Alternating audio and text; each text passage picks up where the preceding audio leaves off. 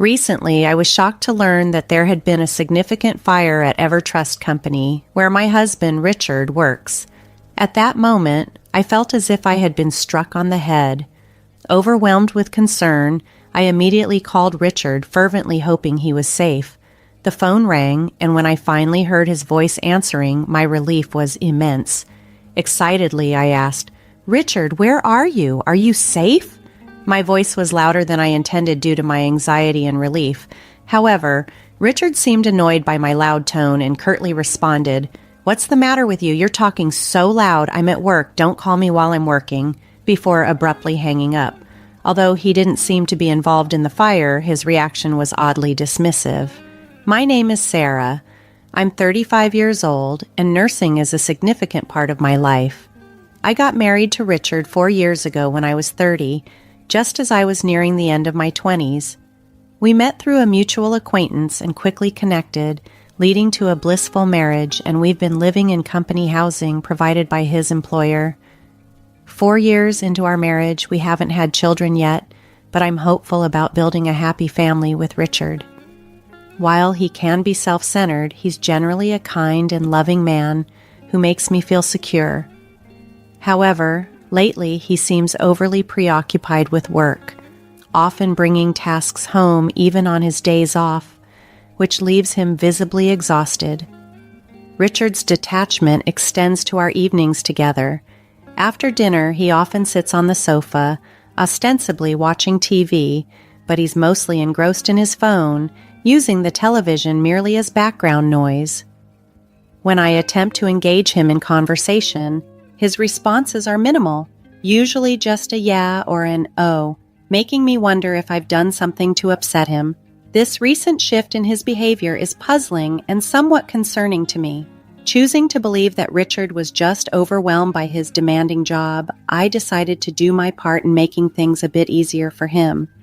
If he was indeed that exhausted, I figured I could at least ensure he had a warm lunch and a hearty dinner waiting for him every day.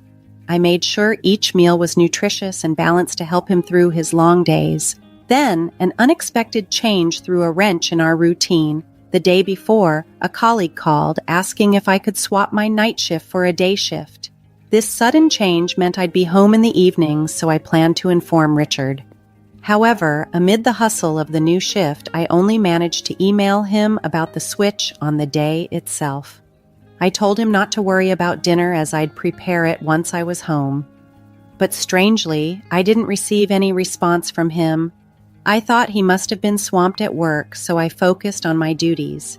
Even after my shift ended, there was still no word from him.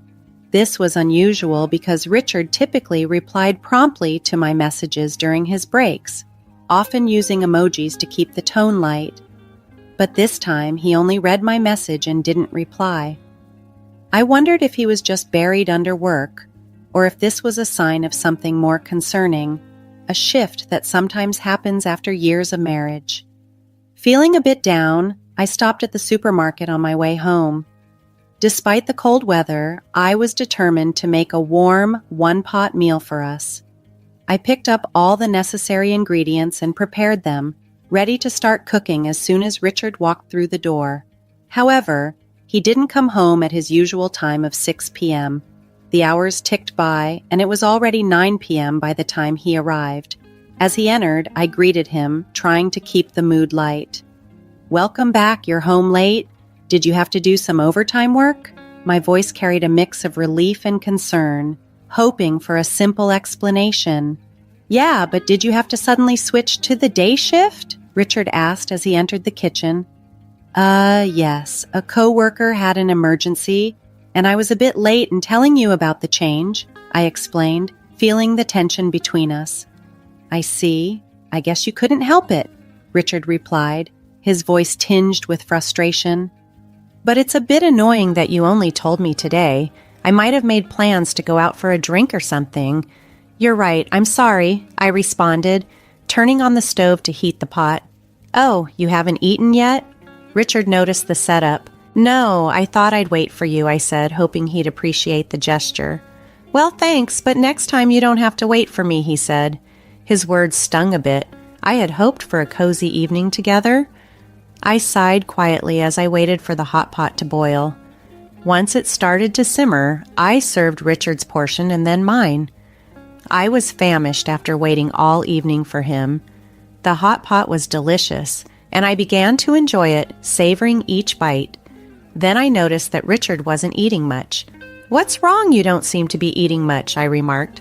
"Oh, yes," he muttered, seeming distracted. Then he admitted I worked late and a junior colleague bought me a rice bowl at work, so I'm not hungry. Okay, but you should have told me that before," I said, feeling a mix of disappointment and frustration.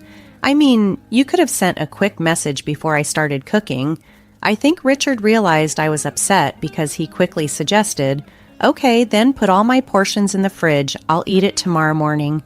He tried to lighten the mood, but the atmosphere was already strained. After a few minutes of silence, Richard got up from the couch and suddenly announced, "I'm going for a walk." That was unusual. His abrupt decision to leave the house after such an interaction left me pondering what was going on with him lately. When I expressed my concern about his sudden desire for a walk, Richard explained, "I haven't been getting enough exercise lately, and with all the late work hours, I just need a change of pace."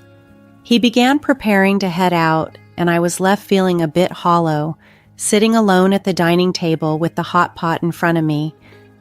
Eventually, I decided to put my portion in the fridge, feeling slightly overfed and realizing that Richard and I hadn't spent much quality time together lately. I suggested joining him for a walk, hoping it might give us a chance to reconnect. However, Richard declined my offer, saying, "It's not good for you to move around right after eating. Besides, I need to take a long walk alone tonight." With that, he left the house by himself. His behavior struck me as odd. So driven by a gut feeling, I discreetly followed him from a distance. Despite the cool evening air, Richard walked with an unusual pep in his step. He eventually stopped near a park, quite a distance from our home. There, he seemed to be waiting for someone, frequently checking his phone. A few minutes later, a car pulled up. Richard walked over and began chatting casually with the driver. Curiosity got the better of me, and I moved closer to get a better look. Through the car window, I could see a woman with long curly hair and shiny lipstick, laughing joyfully as Richard climbed into the passenger seat. The sight was a punch to the gut. I couldn't help but think he was having an affair. Just as I was processing the scene, the car drove off with them. I stood there, stunned, trying to make sense of what I had just witnessed. Not long after, Richard texted me, claiming he had unexpectedly run into an acquaintance and would be home late. His explanation felt far too convenient, and deep down, I knew something wasn't right. The trust I had in him was shaken as I struggled to grasp the reality of the situation. He had told me he wasn't hungry because he had already eaten, yet it was past 3 a.m. when my husband finally came home. He didn't even realize I was awake as he stumbled in, seeming tipsy, and headed straight to the kitchen for a glass of water. Since that night, he often stayed late at work, especially when I was on the day shift. Synchronizing our days off had always been a challenge, but now it felt nearly impossible. Recently, he was not only working late, but also on his supposed days off. I couldn't shake the suspicion that he might be meeting the woman I had seen with him that night. Driven by doubt, I went online to look for detective agencies. After some searching, I submitted an investigation request to the most reputable one I could find. I felt guilty for going behind his back, but I reasoned that if the investigation cleared him, I could fully trust him again.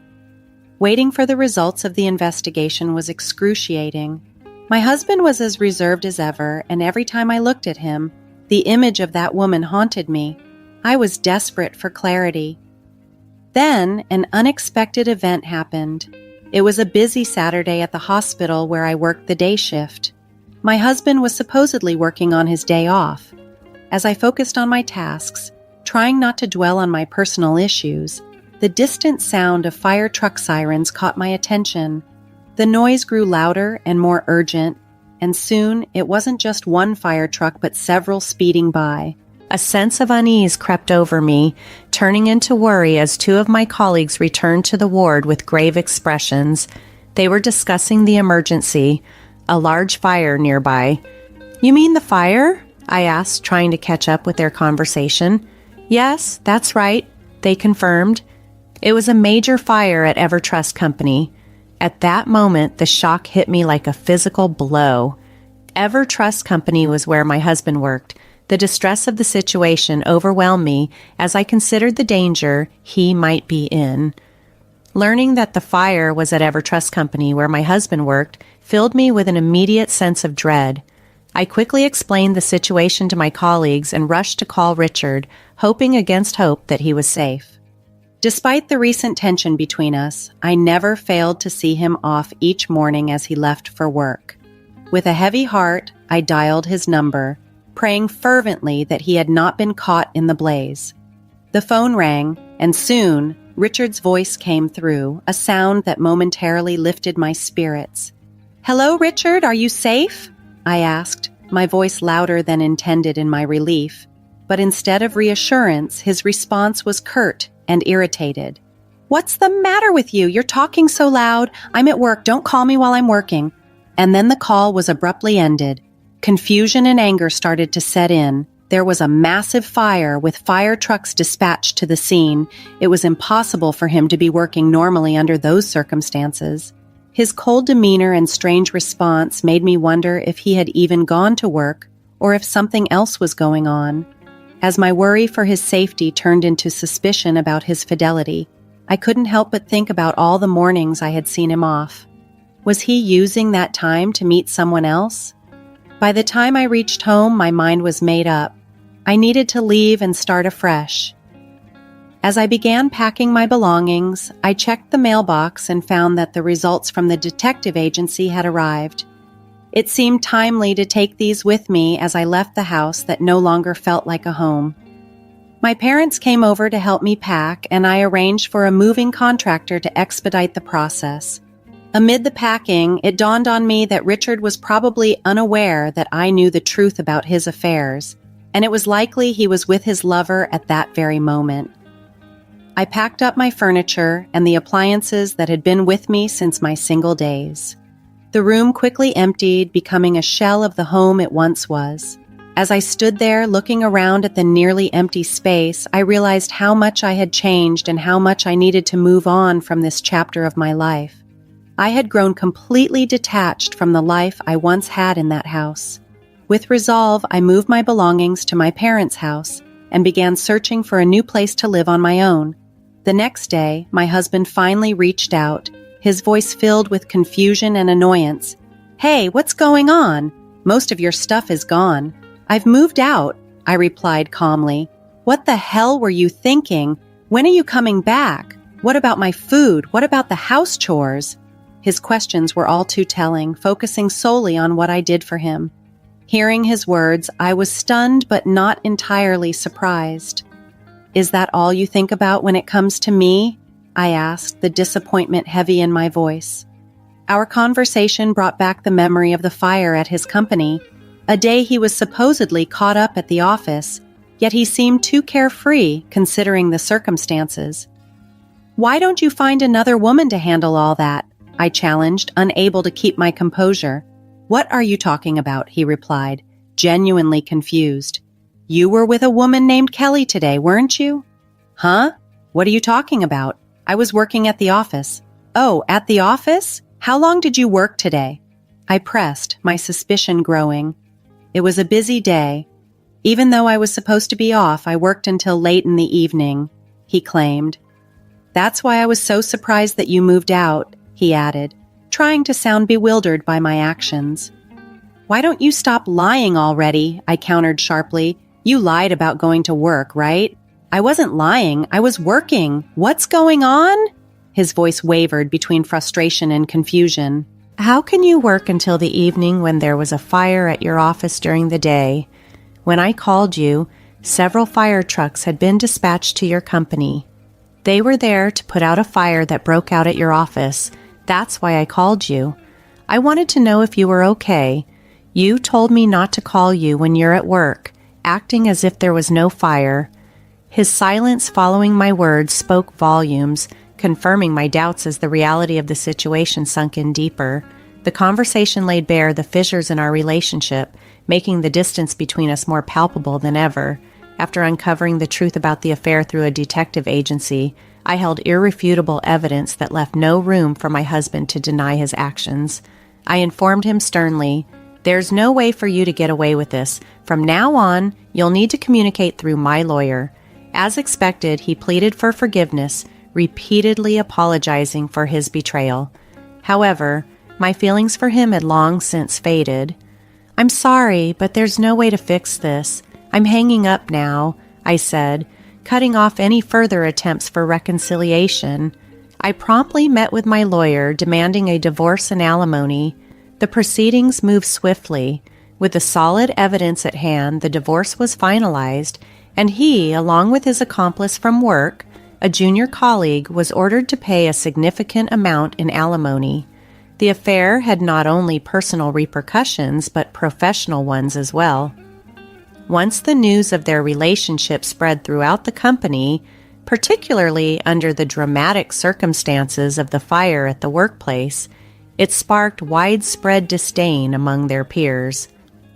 Both my husband and his affair partner found themselves receiving cold stares and harsh judgments from colleagues, a social penalty for their actions which seemed to deeply embarrass them. Meanwhile, I moved into a new apartment and began embracing my independence. The stability of my nursing career gave me the comfort to take things slowly without rushing into another relationship. I was enjoying my newfound solitude, appreciating the peace that came with it. Finding out about my husband's affair, especially during the chaos of the fire at his company, felt like a harsh twist of fate. Yet, in a way, it expedited the inevitable. His actions deserved the consequences they brought.